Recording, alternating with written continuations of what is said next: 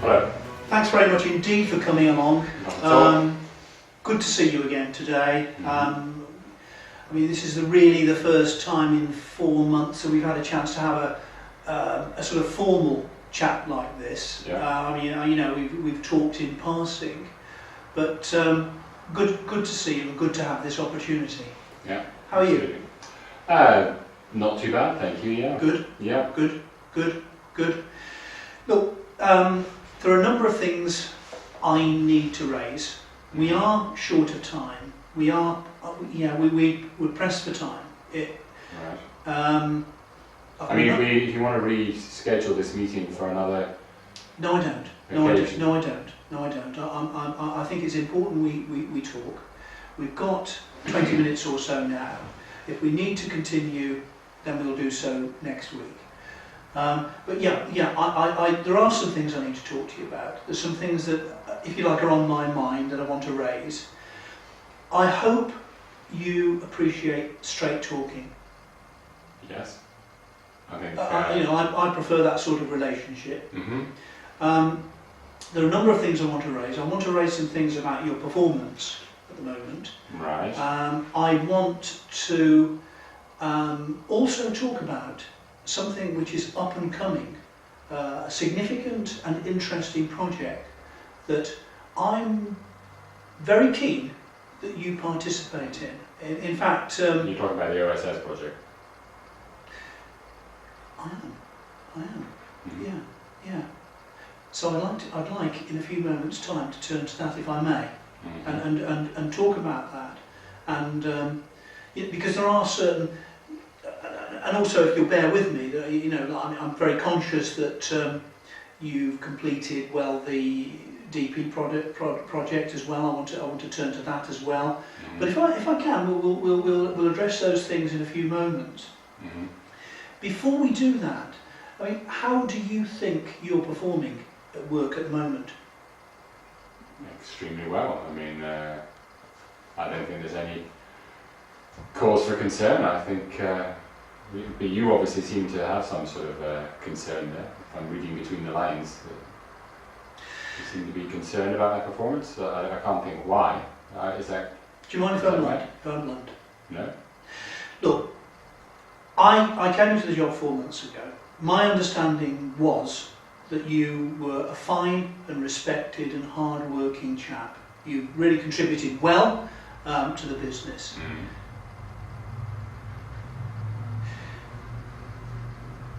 From behaviour in and around the office, there's just an emerging feeling, a sense, in and around the office, that the behaviours for which you were once renowned have evaporated or are evaporating, and if we can nip that in the bud, so much the better. Well, I completely and utterly reject that accusation. I think it's grossly unfair. I don't think there's any evidence to back that up. In all fairness, you haven't heard me out. I apologise.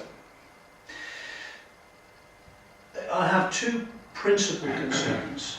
I guess there's one. There are two areas of concern that I want to talk about. The first of which concerns the amount of time you're putting in and around the office, and with that, there are a number of issues which we could raise and could talk about. Things like, which might or might not be significant, but which need to be discussed, and we need to have them on the table in front of us. Things like the increasing amount of expenses claiming that's going on at the moment, which, if when you look at the record, it's going up and up and up. So that's one area that I'd like to cover and discuss with you. And the other area I think I'd like to discuss with you is your participation with all members of the team.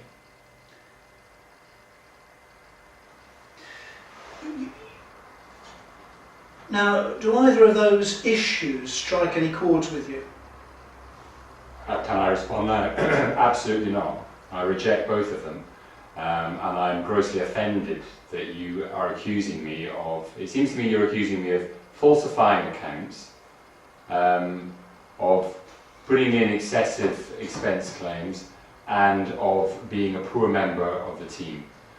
And I utterly reject those accusations. And I'm kind of shocked, but I'm very glad that you have been so frank, because I know exactly where I stand now. I know what my position is. So I do thank you for that, at least. Well, I think rather you've picked that up and you've taken it to somewhere where actually I wasn't going to go. There was nothing at all in what I said about dishonesty or you know, the sort of, if you like, any hint that you might be attempting to claim for things that, you know, were hollow. On the expenses side of things, all I'm noting is they're getting greater. Right. Now, it doesn't suggest that they're not genuine in inverted commas, but it could imply that you're spending more time out of the office. It could imply that you're spending a lot more time in the professional association work, for which I have no doubt you've got an enormous amount to contribute, and you bring a lot of that back into the business. But you know, I think it's about the big picture here, and it's about, you know, there's some interlinking factors there. Now, you might be offended, but I mean, you said you wanted me to be blunt, and you said you were prepared for me to be blunt. And I think I've just got to put these concerns on the table in the hope that we can resolve them between us, you know, eyeball to eyeball, sort them out and then move forward. I mean, I really want to just, you know, allow us an opportunity to discuss them, to register my concern, and then hopefully we can move on.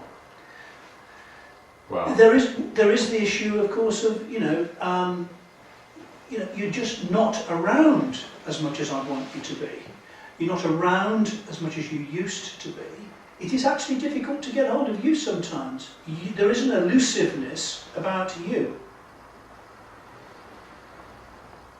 do you want me to respond to that? If you will. I don't. I reject the fact that I'm elusive, and I reject the implication that I'm not doing my job properly.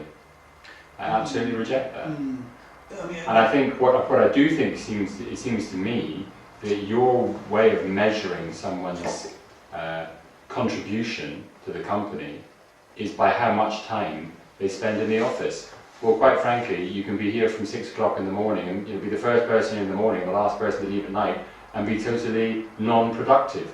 You can actually be diminishing the output of the team, despite the fact that you're spending the greatest amount of time here. For example, Mrs. Grabbert, my junior colleague, could spend twice as much time in the office and still not contribute half as much as I'm contributing to the team performance.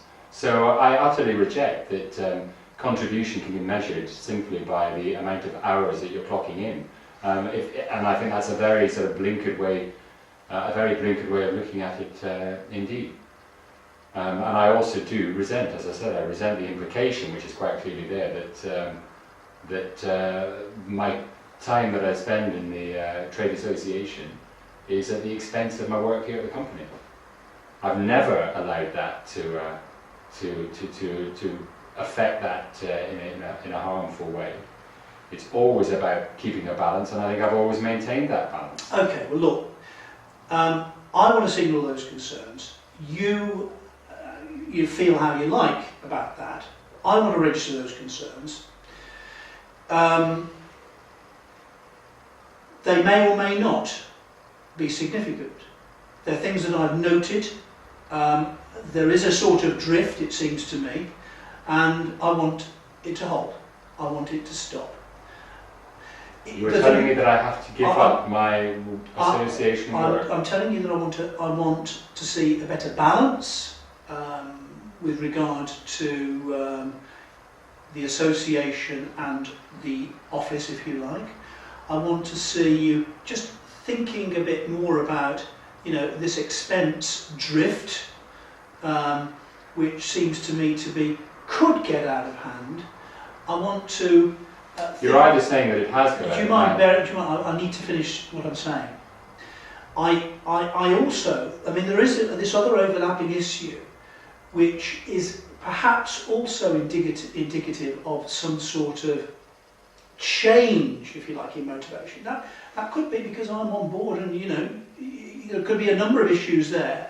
That this 4-month period has been difficult for you because of that very fact in itself. But there is the issue as well about team dynamics. I am concerned about the distance, should we put it that way? Lack of communication, which I'm noticing between yourself and Mrs. Grabbert.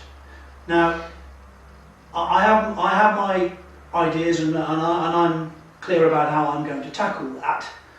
But again, it's something I wanted to flag up here, because it again could just be, a test of the temperature. I'm sorry, I don't understand. A test of the temperature of what? To be blunt, I'm talking about motivation. I'm talking about motivation, and I'm talking about engagement. And you're questioning my motivation. I'm questioning your motivation. I'm wondering about your motivation. I'm questioning your engagement with the team, and I'm determined that we are going to run a tight ship here. I'm determined that we're going to have healthy dynamics in this team. I'm determined that as part of my responsibility in charge of this team, things are going to run differently. So,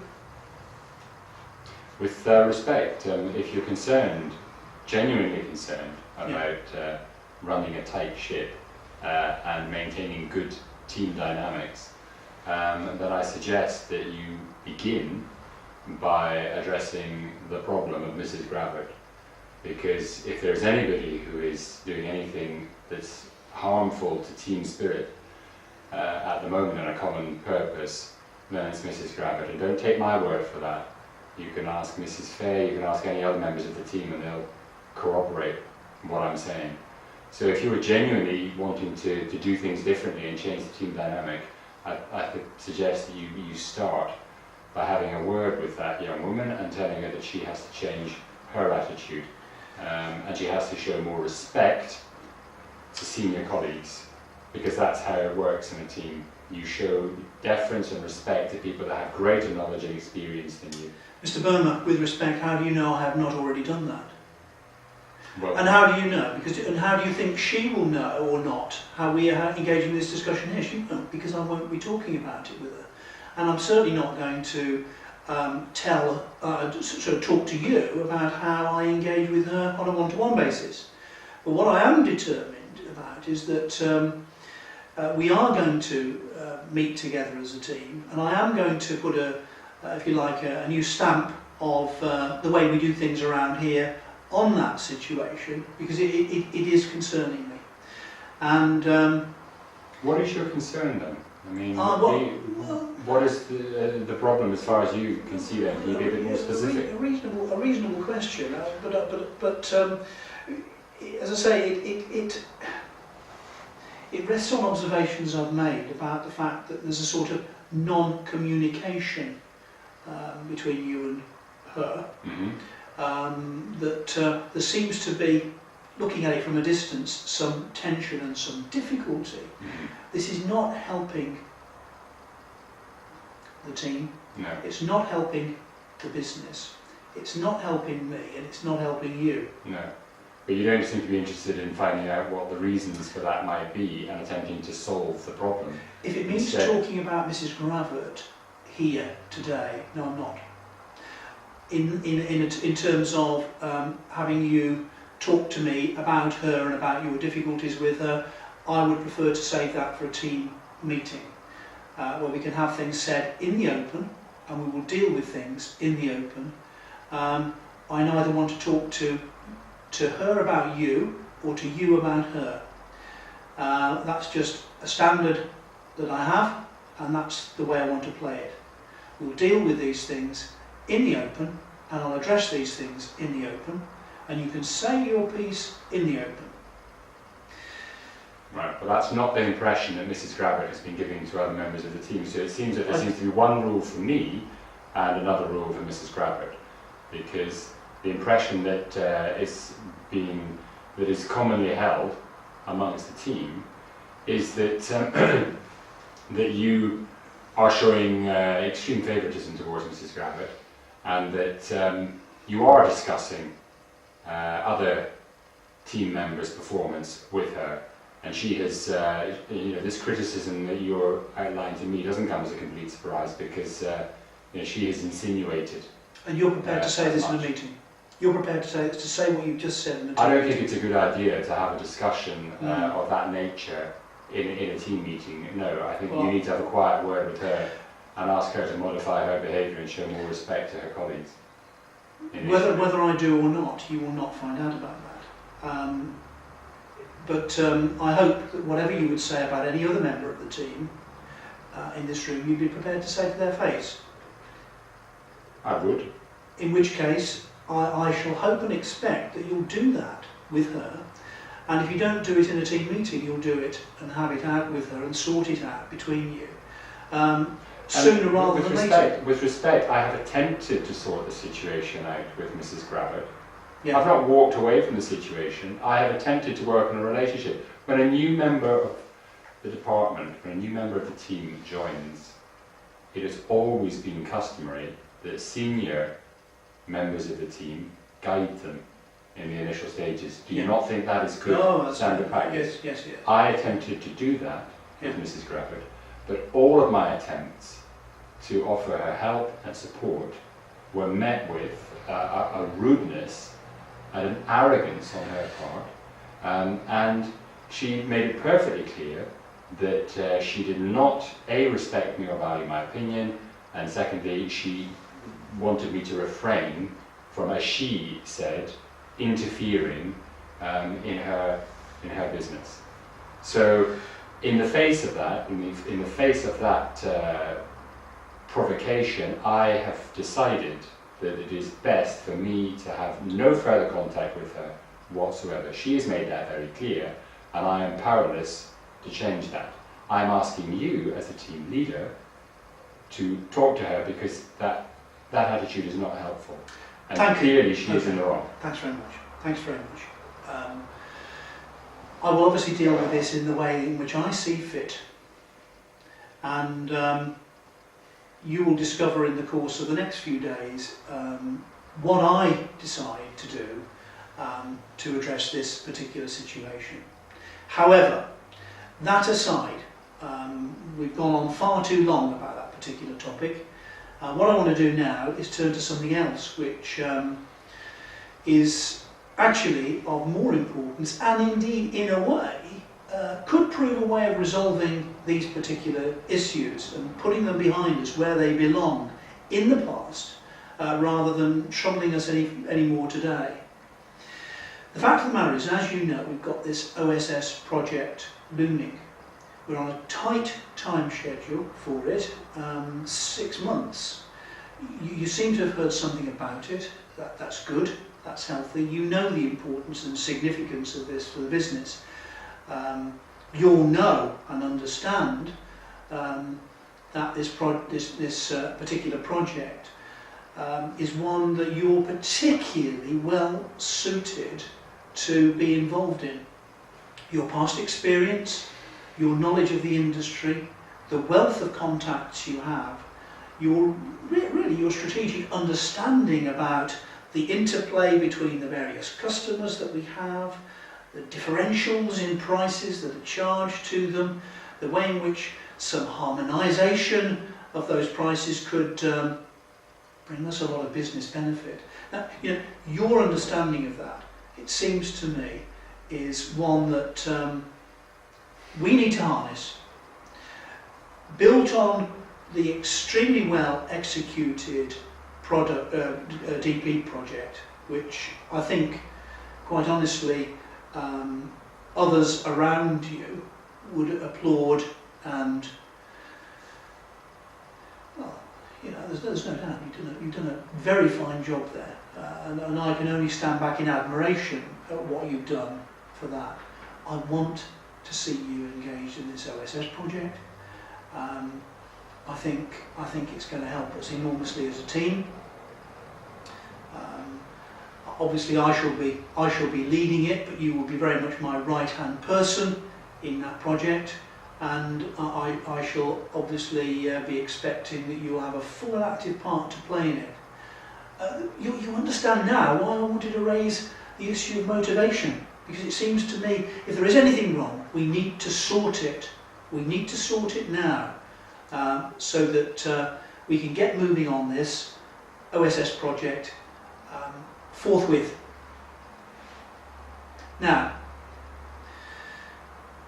the OSS. You've heard about it. What part would you like to play?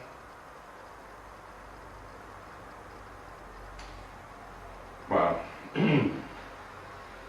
where to begin?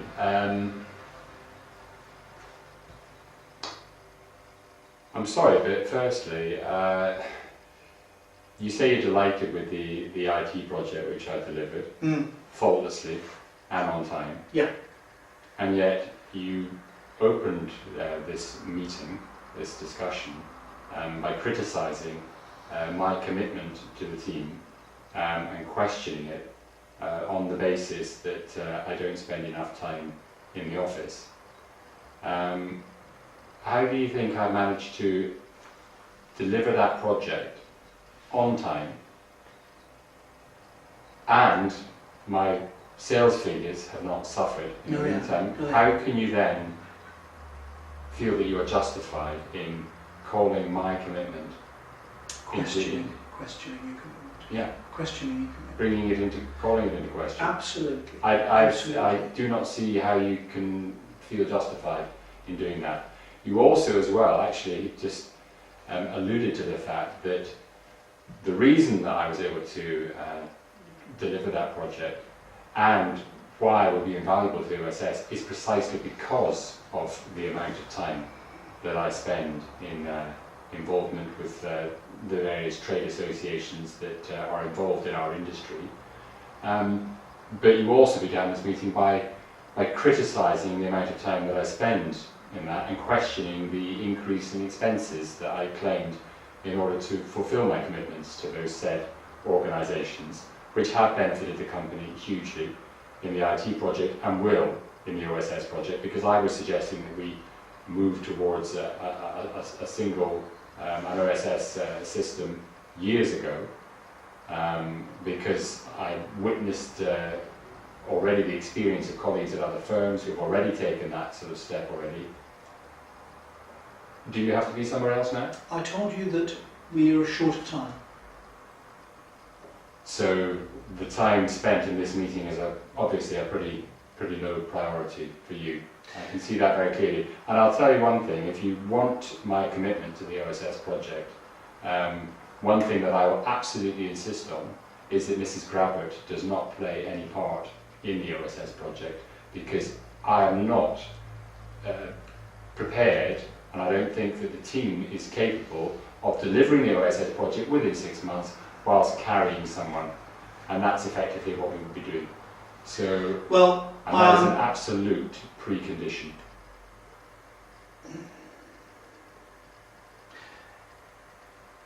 I regret that such preconditions are not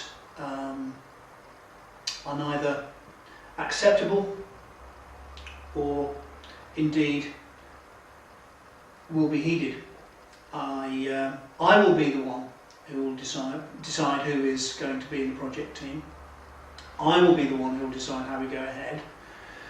I am very happy to make you an offer of involvement. I really hope and believe that you can have a significant part to play, but I've got to make it very clear to you, we're going to do things my way. And and you're going to have to like that or not, as the case may be, and if not, there will be certain consequences that will flow from that. Mhm. I'm very determined in these first few weeks in the job to really establish things how I want things to be done. And I shall decide who is in the team and who isn't in the team. You won't. And I will determine when things are going to be done and when they're not. And indeed, when and how much time you'll be spending with these associations. I flagged up my concerns.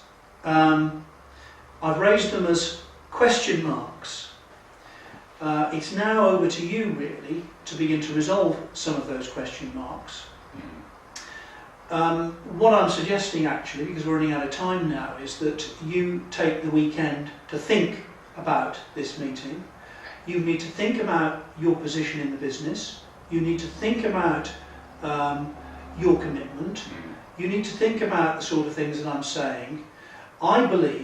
I hope and believe that we can work together, actually. We just need to, if you like, establish a certain framework about our working relationship. Once we've got that sorted, and you understand who the boss is, then we can move forward in an amicable and in a productive way. But I really can't have you coming in here telling me how to do my job. I really can't have that, and I'm not prepared to tolerate it. Do you understand? I understand you loud and clear, and one positive aspect that has come out of this meeting is that it has helped to crystallise a few things in my mind, and you're absolutely right. It does make me, it does leave me a lot of food for thought as to where, what my position is within the company, yes. And what is, how I should perhaps, what steps I should take to serve, my own best interest. Yes. So for that, I am grateful that you've been as frank as you have been. Now our next meeting will be at 5 o'clock next Tuesday in this office. Next Tuesday evening at 5. 5 o'clock next Tuesday, I don't think is going to be possible. Well, I'm giving a speech at the APME meeting in Hamburg, which was arranged months ago. In my office, 5 o'clock on Tuesday, waiting for you. If you're not there, obviously, it'll be further evidence, won't it, about your lack of commitment. So 5 o'clock next Tuesday is where I shall expect you. If you're not there, we'll deal with that matter and the implications of that then. Okay, well I think we'll draw this interview to a close, but you've hopefully got the message, you know where I'm coming from, and you know the way in which I want to do things. Mm-hmm. Yeah. And if I was to send you a letter of resignation, would you prefer that I post it through internal mail, or would you like it delivered by hand? Because quite frankly, I do feel that my position here is now completely compromised. You take the weekend to think about it.